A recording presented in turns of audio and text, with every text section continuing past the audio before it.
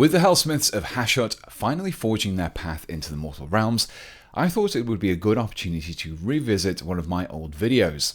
Specifically this one, where I built my own Chaos Corrupted member of the Leagues of Votann. Last time I tackled my idea of a Hashut Berserker, and using the contents of the new army set that Games Workshop kindly provided me with, I'll be building a Votann despot.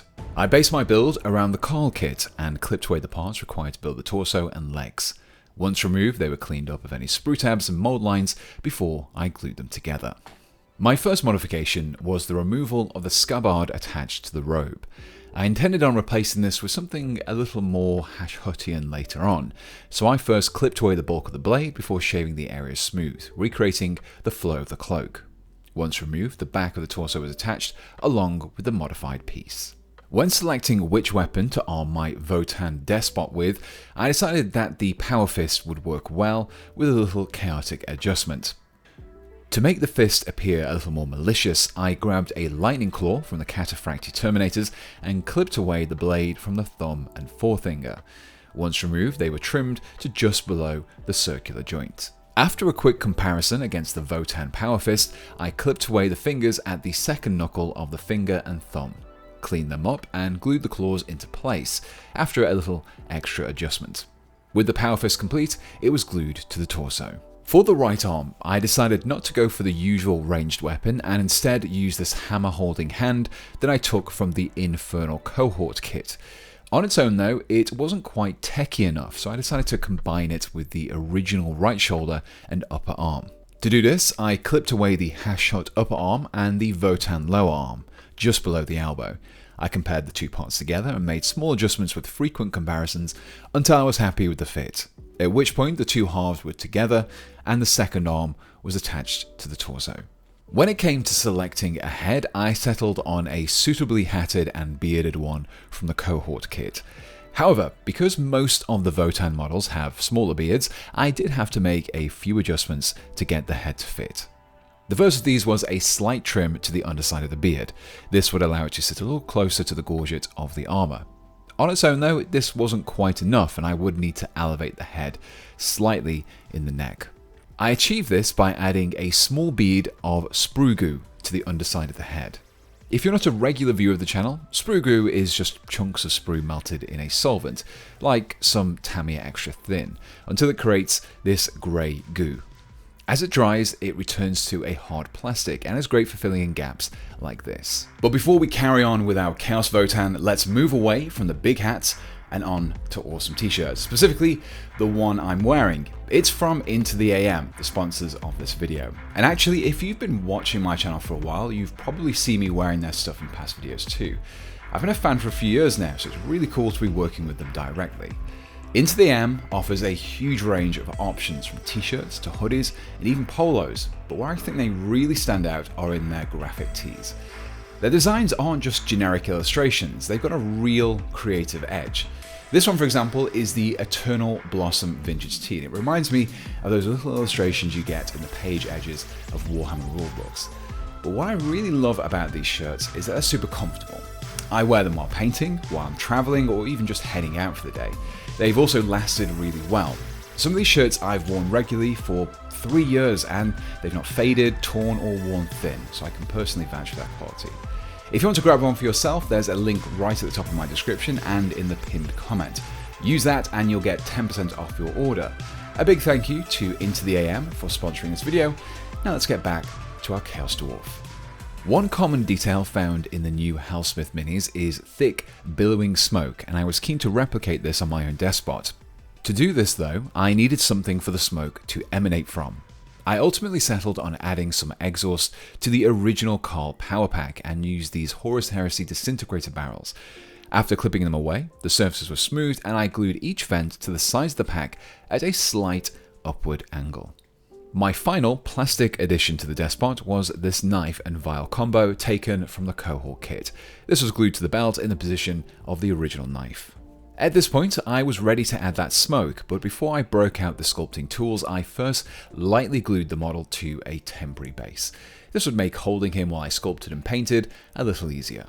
Speaking of sculpting, to create those swirls of smoke, I first began by mixing up a small batch of green stuff. Once mixed, I then created a rough cone shape that I added to the top of each vent, pressing down the flat base so it wrapped around the exhaust. From here, I used a combination of metal and silicon tipped tools to scour in a series of grooves that emanated from the vent holes and swirled upwards. During this process, I made sure to use a little Vaseline on my tools to prevent the putty from sticking to them and not the model. After a few shallow grooves had been added, I rolled up some thin strands of green stuff and laid these across the existing ridges. I then blended these in to help emphasize those details even further. Once both vents had been tackled, I put them all to one side and allowed the green stuff to fully cure. While the model was curing, I turned my attention to the actual base. Here, I kept things quite simple. I glued the original rock to the 40mm base and added a few Citadel Skulls around its base.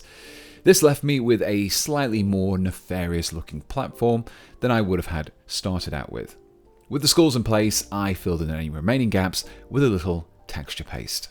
Once the green stuff had cured and the texture paste had dried, I was ready to start on the painting. To begin, I gave everything a coat of black primer. For this scheme, there would be quite a lot of dark colours, so starting out with black made a lot of sense. With the primer coat in place, I could make a start on the actual painting, and this time around, I decided to tackle all of my base coats first. This is quite a detail-heavy miniature packed into a small frame, so the risk of mistakes and overspills was a little higher. Base coats tend to be the messiest step, so dealing with these first would allow me to fix those mistakes later if necessary. For my first base coat, I decided to tackle all the armor and gave my despot a classic Chaos Dwarf color scheme of red, black, and gold.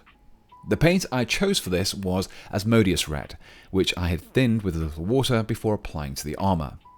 This resulted in a thinner mixture that, after applying a first coat, I could repeat. This layering helped the brighter colour to achieve a good solid base layer over the black primer and was a technique that I repeated across all of my subsequent base coats. From here, I moved on to the metallics and opted to paint all of the golden details with some Heirloom Gold. Now, metallics are notoriously harder to cover, so really take your time here, especially over those small runic details in the armour. After painting the decorative details, I next tackled the steel areas of the model with some of the aptly named Dwarven Iron.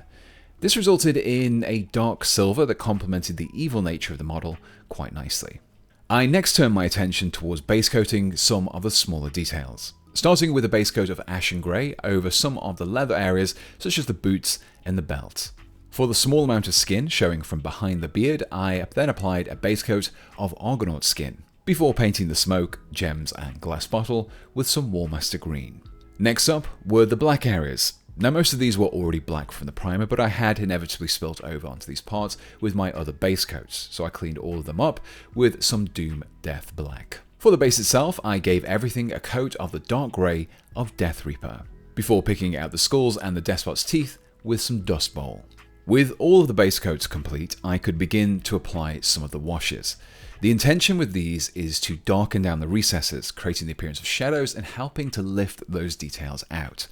My first wash was Hellion Red, and this was applied across the entirety of the red armor. Following this, I used some flesh wash over the gold and, unsurprisingly, over the small area of exposed skin. For the silver metallic details, base and leather details, I applied some more Oblivion black wash. My final wash was Battle Mud, and this brown tone was used across all of the skulls and the teeth. With the washes complete, my next set of steps saw me applying some edge highlights. For each area, I applied 1 or 2 highlights to help further emphasize those details. The first of these was Sanguine Scarlet, and this was used to pick out the edges of the armor.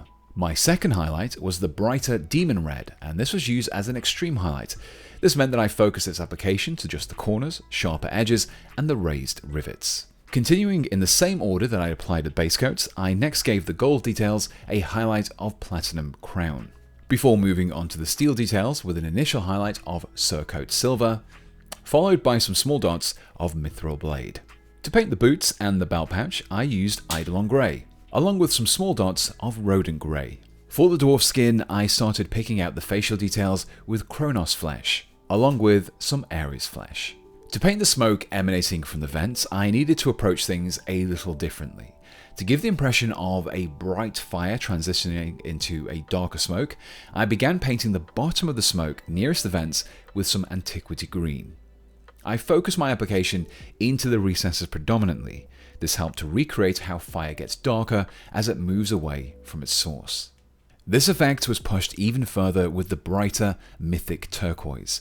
This covered a smaller area than before as I focused this paint more deeply into the smoke, building on that smoke effect.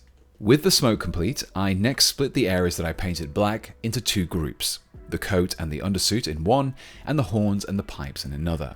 For the first group, I applied an initial highlight of Dungeonstone Grey, which I followed up with some small spots of Wizard Grey.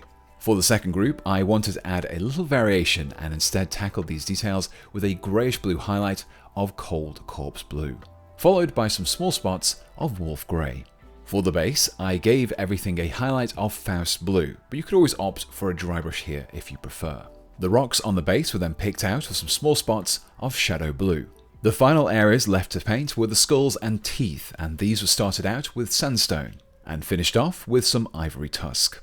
At this point, all I had left to do was to add the despot to his base, clean up the base rim, and give everything a coat of varnish, which left me with this.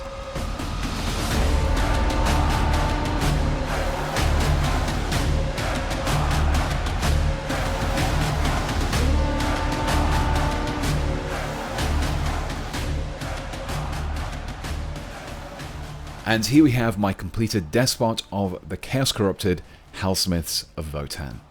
Like with my previous video on this topic, it was great fun to further explore what could have happened if an ancestor core had been infiltrated by a corrupting presence and guided its league into the clutches of the Dark Gods. For this model, I wanted to keep much of the same style that the original Votann had. Much like Chaos Space Marines and Space Marines, their equipment would have come from the same sources and technology, with changes being made as the two diverged. If you're interested in building your own Chaos Corrupted Votann using the new Helsmiths kit, I'll include a list to all the parts and paints used in this video down in the description, along with some affiliate links to where you can pick them up from yourself. Oh, and don't forget to leave me your suggestions for any other kit bashes you'd like to see me tackle in the future. Oh, and don't forget to check out Into the AM if you're looking for premium quality tees, awesome designs, and something I've genuinely been wearing for years. Check out the link below to get your 10% discount. But before I go, let me say a huge thank you to everyone who continues to help keep the channel going. And if you'd like to support me too, you can get early access to ad-free videos, exclusive merchandise, and even your name in the credits. Simply follow my Patreon link below or hit the join button, just like my top Patreon supporters did, who are Nail5, Andrew Butler, Andrew Marston, Banyevrian, Berserker, Dakota Kaburi, Daniel Dowling, Eben Holds, George Kanzini Roberts, Immaterial Creations, Cornbread, Little Templar, Maciej Savitsky, Matt Brower, Molly Mork, Overland Time, Sam Sepulveda, Swedsman, and Tim. And my top channel members who are Andrew Chell, Bon Johnson, Daniel Reese, Dave, Doug H, Dwarf of War, Guy Bizant, John Gibbs, Kaiser Waffle 11, Mark Taylor, Misa Pogon, Nodington Paints, Omnitom, Patrick K, Philip Poyer, Ryan O'Shaughnessy, SO, SJ Carper, Stobucks, Tactical Batman, The Sire Required, Tylo, and Whale Tussler. So until next time, thanks for watching, and goodbye.